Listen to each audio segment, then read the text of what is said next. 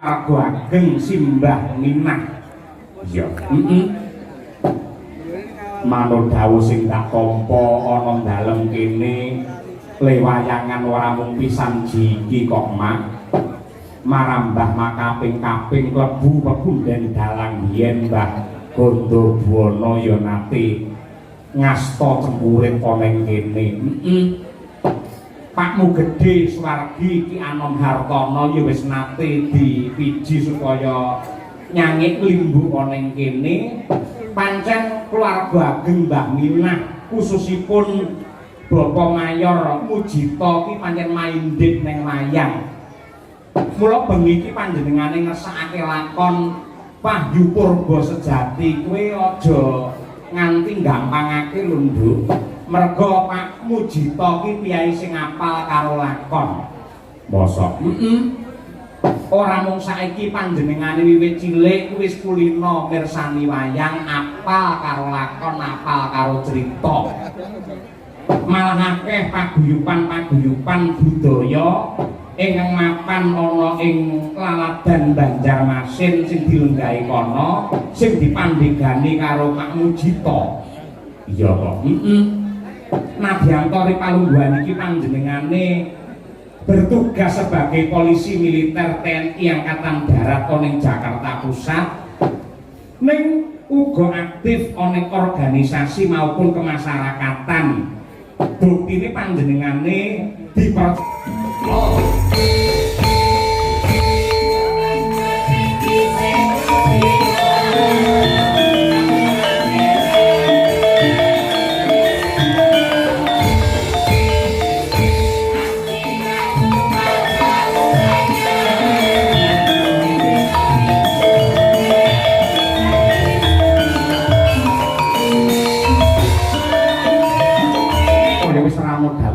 Bubarno kang padha gantung sibuk ndak pepuji para Bandarawati tansah drana rasa marang wong sak donya.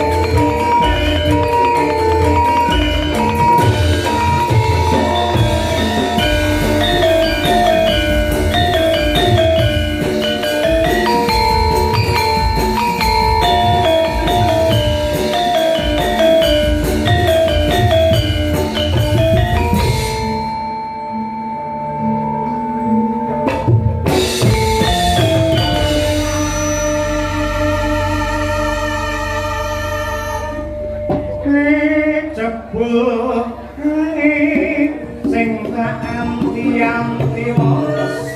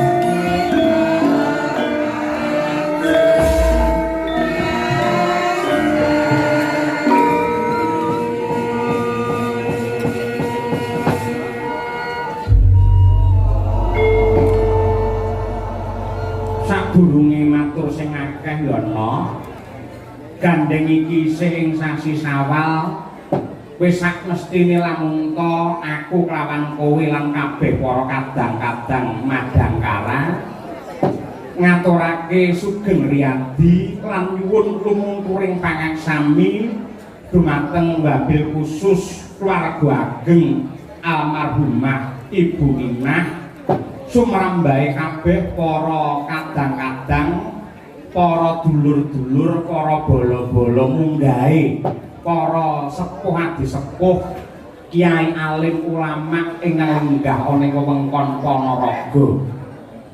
Ngono ya, Pak. Kaya ngono. Iya. Ora liwat ngestokake dawuh biyung. Primalungguhan iki awake dhewe ngestokake dawuh pepunden supaya sowan ana laladan mringin kauman Ponorogo. Ngono ya ya.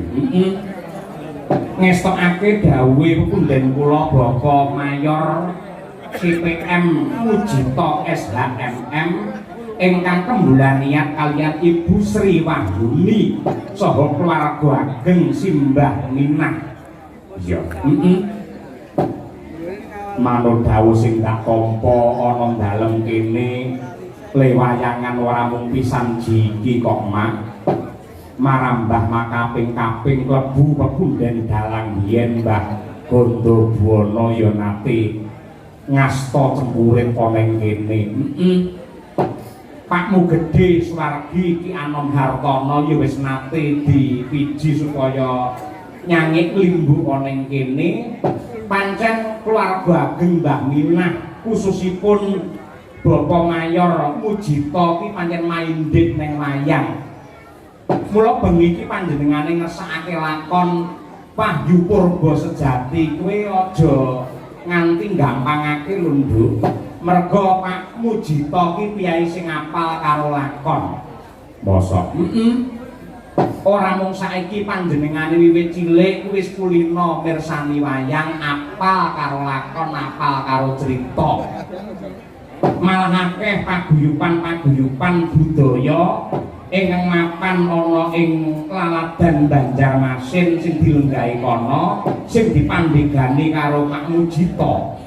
Iya kok. Nadyanto Ripalungguhan iki panjenengane bertugas sebagai polisi militer TNI Angkatan Darat ning Jakarta Pusat ning uga aktif ning organisasi maupun kemasyarakatan. Buktine panjenengane dipercaya sebagai ketua Pengprov Perbosi Kalimantan Selatan, penasihat Pengprov Panahan Tradisional Kalsel dan wakil ketua Pengprov Barongsai Kalimantan Selatan lan uga ketua kerukunan keluarga Jawa Timur ing Kalimantan Selatan, pembina paguyuban pawarga ing Kalimantan Selatan, dan juga pembina reyok pawarga ing Kalimantan Selatan. Oh kaya ngono tegese pancen Pak Mujito ki piyai sing budaya ya Mak. Temenanan. Mula lemayang sing ati-ati, sing teliti.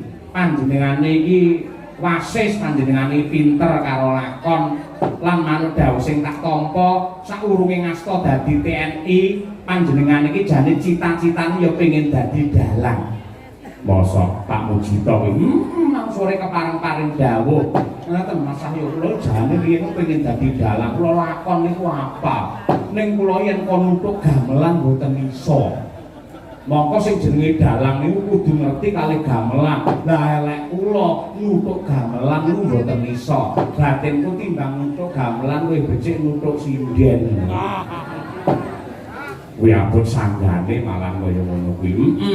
Ning malah panjenenge ngasta dadi polisi militer TNI Angkatan Darat ku malah becik, malah apik kono. Iya, luar biasa itu, Pak. Banjur panjenengane kagungan kersa apa? Tasakuran pernikahan sing dipalakramakake ya kuwi putra saking Bapak Mayor CPM Mujito SHMM kaliyan Ibu Sri Wahyuni, ya kuwi ngantarane Roko Mas Bagus Bribda Arbi Yuda Pradana ingkang palakrama kaliyan Mbak Yu Roro Nindyari Di Astuti SPD. Akad nikah wis ditindakake nalika 2 Februari 2020 ana ing Banjarmasin. Resepsi tanggal 9 Februari 2025 ing Banjarmasin. Nah, tasakuran kanthi pagelaran wayang kulit iki digelar ana ing dalem Beringin, yektine kaya sing didhawuhake nalika sore. Ini dipersembahkan kagem Eyang Minah karena pada waktu resepsi pernikahan panjenenganipun tidak memungkinkan untuk rawuh. Lah, wayangan sing digelar bengi iki pancen dipersembahake dening Bapak Mujito marang Mbah Minah ning kodrate Pangeran Siji kersane Gusti beda.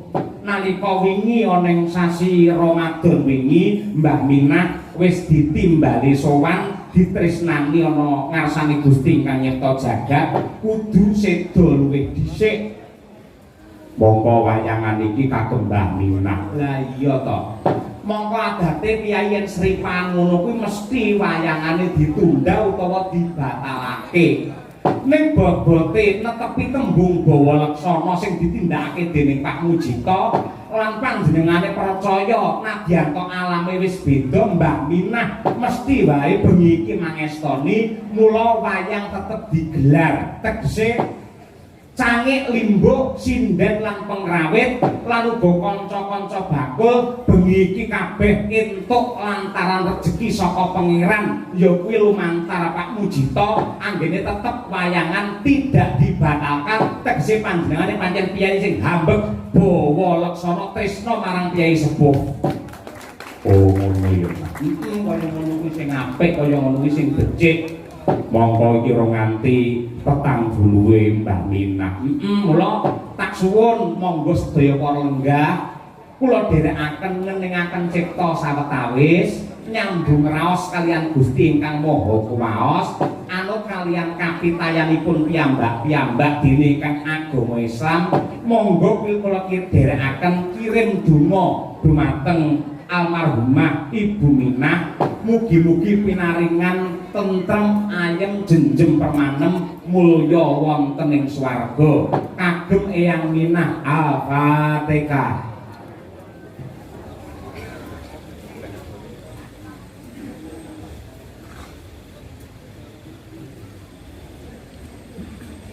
Amin amin ya rabbal alamin. Sembah nuwun donga pangestunipun para sepuh.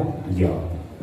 Matur nuwun ya Mak karo keluarga besar Simbah Minah sing kepareng nimbali karo awake dhewe satemah iso silaturahim kangen-kangenan karo sutresna budaya ing Maladan Ponorogo. Matur nuwun lan ugi ngaturaken salam hormat ingkang kepareng monitor lumantar streaming nenggih pepunden kula ingkang kinantung pakurmatan Bapak Lekjen TNI Purnawirawan Bapak Dodi Wijanarko. Iya, aku wis nyuwun pangestu nalika sore mau lumantar WA. Ugi salam hormat kagem WS dan Puspomat Bapak Mejen TNI Eka Wijaya SH beserta jajaran polisi militer se-Indonesia. Ugi salam hormat dumateng paguyuban Pawago Banjarmasin ingkang insyaallah kepareng rawuh rene sing ora rawuh kepareng nubar ning Banjarmasin. Ugi bekti sungkem dumateng Bapak Kiai pengasuh pondok pesantren Darul Fikri Laladan kene Bringen kene. Salam hormat dumateng para pepunden dalang Mbah Yatno, Mbah Sento, Pak Manto, Pak Puguh lan ugi kadang kula sepuh Raka Mas Ipung Purba Sasongko sing kepareng ngaturake ya kuwi pawiwahan wiwit sore mau. Oh ngono. Disuwunake marang kurbane pangeran muga-muga temanten kekalih Raka Mas Ardi karo Mbak Nindya tansah mandya sakinah mawaddah warahmah kebak barokah antuka wahyune jodoh satemah pinaringan katentreman lahir batin lan ugi keslametan donya prapting akhir ya Nak. Yo ora perlu kakean gunung sing tanpa guna, saiki ngaturake wiwit saka sing klasik luwih dhisik ngono. Kula nyuwun dumateng Ibu Sukesi Rahayu. Sukesi supaya ngaturake apa? Sing klasik ya kuwi jineman ular kambang yen ora kleru larase pelok patete 5. Oh ngono. Kejawi kantur dumateng keluarga ageng Ibu Minah ugi kula aturaken dumateng sedaya para sukresna budaya khususipun nenggih caksi lover dimanapun Anda berada. Mligine meneh khusus meneh ya kuwi anak kula wadon. Oh iya. Anindita. Ya. Monggo Bu Kesi kinarya ngleremaken swasana nglakoni nembang jineman ular kambang. Monggo Bu.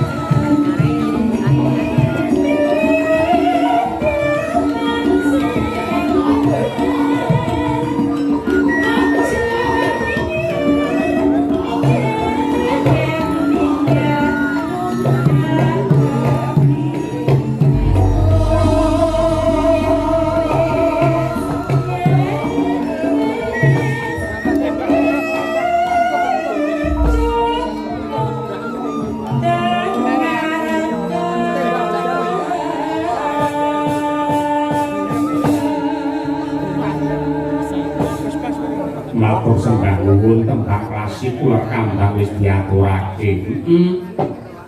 Kula aturaken dumateng para sepuh adi sepuh, Kyai Lawas, Kyai klasik, mboten katalumpen dumateng ibu-ibu juru ladi ingkang kepareng rewang wonten ing dalemipun swargi Eyang Minah mriki. Mugi-mugi saged kinarya jamining saya. Iya, ngono ya, Pak. Lan alhamdulillah piyayi kene iki jan piyayi sing nyenengake kok nduk ning dingin kene. Buktine mau akak munggah panggung langsung didabiam-dabiam mlebu nang dalem jero. Iya. Tak kira kon mangan ora mung dijak foto. Iya. Ing atase lagu iki foto nganti setengah jam dhewe. Iya, kabeh ngejak foto. Lek bapak-bapak utawa keluarga saking Pak Mujito foto iki ora masalah. Ning kabeh ibu-ibu lho Pak Dalang biasane ndelok ning TV ning YouTube saya iso ketemu langsung nyetrot buku iki sak kayange. Aku gules aku seprene abang iki. Iya. Lek tresno karo awakmu nganti kaya ngono tenan. Monggo sing jenenge foto iki lak ya ngerti mesem to, Nduk. Iya. Tak nggih mesem iki udakara setengah jam. Nganti semene iki aku iki nuwun sewu lambeku nganti keju. Ayo. Soalnya pengumuman yang nanggap wayang sak fotone kudu ana anggaran di foto dhewe lho. Ya ora padha tresno. Nah, iki sendangipun akeh banget sing kepareng rawuh monggo sore mau dan ya. Alhamdulillah. Ya mbok menawa kangen karo wayang Kyai Bringin kene kauman. Nggih. Monggo dipun tata piyambak supados sedaya jeneng pinarak. Ingkang ajeng lenggah supados ketingal lan ingkang wingking mangke saged gatekaken kanthi cepet. Ya, ngoten niku. Monggo bobo yang diparingi layang. Ya mergo Kyai akeh kok, Nduk. Muga-muga sedaya pinaringan rahayu. Nggih. Ana bintang tamune, ana. Malah iki sepisanan lagi ketemu karo awake dhewe ning piyayi iki wis asring ya kuwi kiprah ning laladan kutha Riya Ponorogo. Iya. Mas Gareng saka Pacitan. Kaya mengkono kuwi ketambahan ya kuwi Waranggana sing bengi ra tau leren ya kuwi anak kula wadon Elisa Ucarus Alaso. Wah, iya. Suwi ora ketemu karo Mbak Elisa. Temenanan. Alhamdulillah nanti saiki Nadianto Jani wis kudune iki cara pitik iku kudune wis didu ning parandene isih dadi jomblo. Iya, durung duwe calon. Pacar biyen nate ning didelikne akhire ilang tenan. Saiki asli jomblo tenan. Iya. Wis muga-muga awet dadi jomblo. Mergo tak ramal Mbak Elisa nganti kesusu rabi wis kok langsung ora payu wis. Jomblo. Mula sumpah Mbak Elisa sakjroning batin kowe iki janji kowe prasetya. Sakjenge urip aku dadi sinden dadi bintang tamu ora bakal kenggo karo wong lanang, ora bakal rabi karo wong lanang, kejaba milih dalange.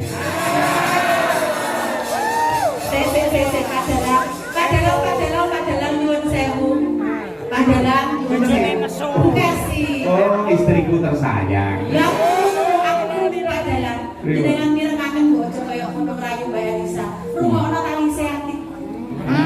Nonton wayang ning mburi kelir.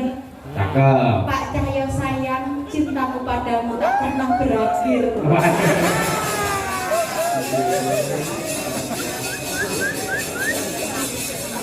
Nonton wayang ning mburi kelir nguyuh. Kesi sayang entuk to aku wayo. Keprok taun gasmu. Sik Pak Gareng saka Pacitan luwih dhisik men jumeneng. Ya, tumrake prau. Monggo pinarak mriki Pak Gareng. Yo.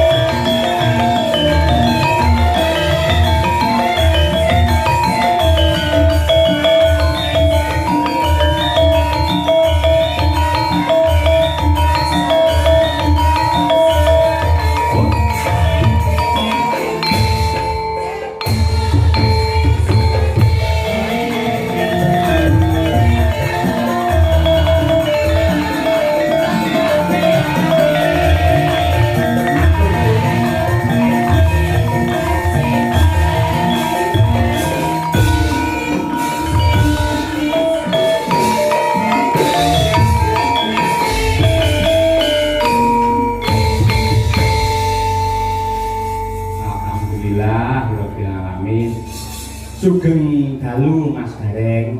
Wilujeng dalu Mas Cahyoku tadi. Mas Sange Mbok Limbo. Nggih. Derek gladiajar nembe sepindah Mas nggih. Nggih. Alhamdulillah muga-muga pinaringan wilujeng slamet boten wonten alangan setunggal menapa. Amin ya rabbal alamin. Penonton kaya ngene bane lho Mas. Pripun? Padahal niku wau Jawahe nggih kados ngaten. Nggih. Nek kok nggih wah jan penonton tenggene dingin niku kok nggih tetep kathah sanget. Awit niki nuwun sewu Mas Cahyo. Pripun? Mbok bilih kula niki lek dalu menika mboten tanggapan.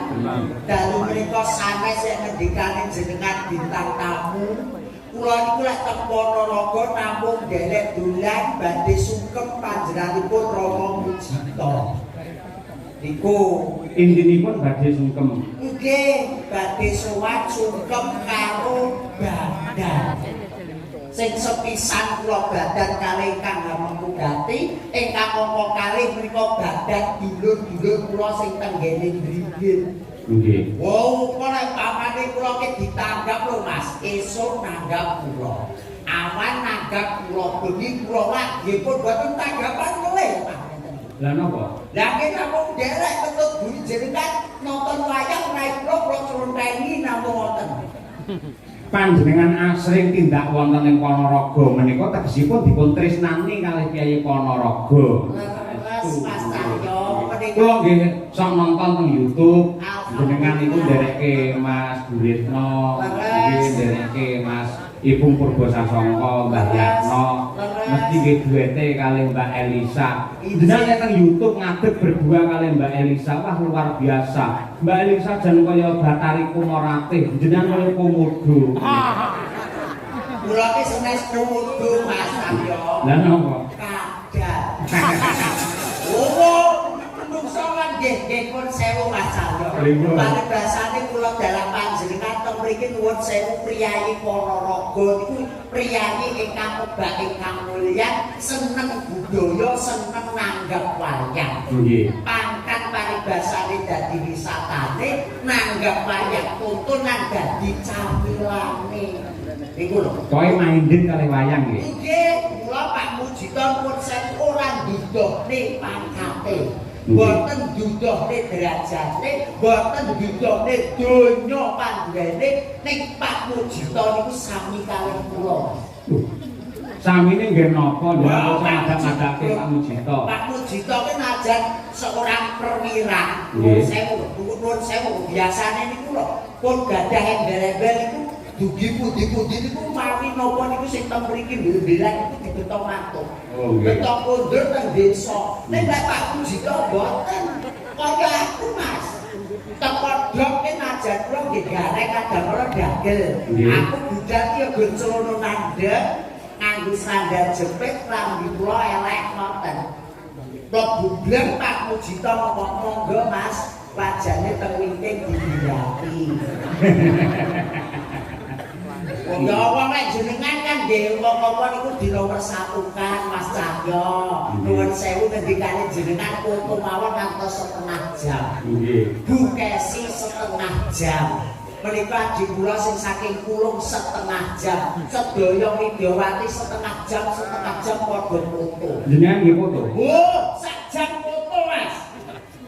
Setengah jam lah kula malah sak jam. Ning bar wonten plengos ngoten langsung dihapus.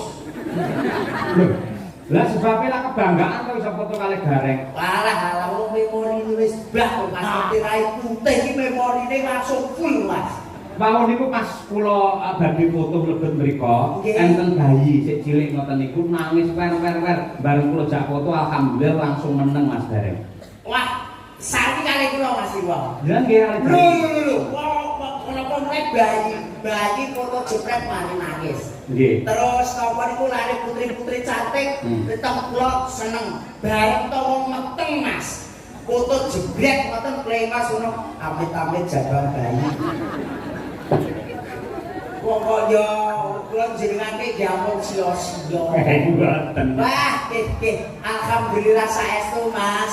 Saged sowan derek panjenengan Mas Cahyo Mutabi, seorang dalang dan seorang dosen, seorang presiden dan juga seorang dosen ingkang dados tulak ukuring kula anggen kula mudi kawruh tenggene budaya Jawa Mas. Muga-muga ora keluwihan ya ora kekurangan. Amin ya. Tata cara anggah ungguh etika dan estetika niku kula tut pingking panjenengan clear wonten pundi kemawon Mas Cahyo. Nggih.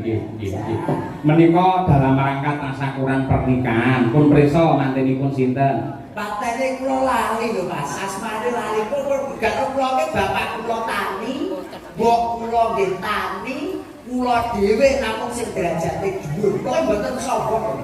Derajate Lho, Pak Mujito, Mas Manten itu sarjana hukum. Lho, kula nggih SPD lho Mas. Wah, sarjana pendidikan. Sumpek perkara dhuwit. Ya ampun ngoten. Wong nggih Pak. Kemanten kakung menika Raka Mas Brida Arbi Yuda Pradana kalian Mbak Yuroro Nindi Ridi Astuti SPD.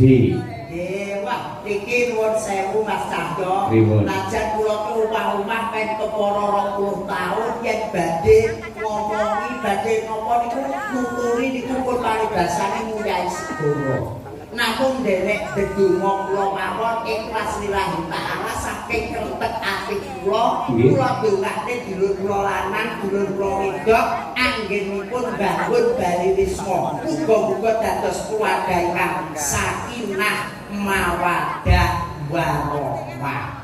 Amin. Pikantuk wahyu kanthi nemu pikantuk wahyu jojo ngarsanipun Gusti Kang Maha Agung oke rezeki panjang yuswa. Amin. Kula pitados menawi donga panjenengan menika gedhe dayane turya nganti. Wong nyatanipun jenengan langgih anggenipun bebrayan langgih dipun paringi guyub rukun mawon to. Nggih to Mas.